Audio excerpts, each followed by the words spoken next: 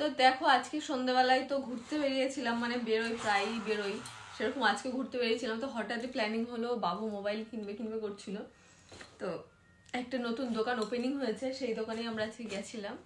তো বাবু তো মোবাইল কিনে নিয়েছে, আর সেখান থেকে কিন্তু গিফট দিয়েছে আমাদেরকেও, কারণ দোকানটা আজ নতুন উদ্বোধন হয়েছে, মানে মাদেরকে তো দিয়েইছে, তার সাথে আমাদেরকেও দিয়েছে।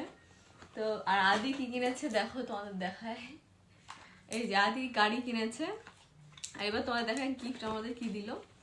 যেহেতু দোকান ওপেনিং হয়েছে তাই ওখানে দিয়েছে হচ্ছে এই যে মন জিনিসের প্যাকেট দিয়েছে। প্যাকেটে কি দিয়েছে সেটাও তোমাদের সাথে শেয়ার করবো অবশ্যই। কেক রয়েছে, 2টো কেক রয়েছে,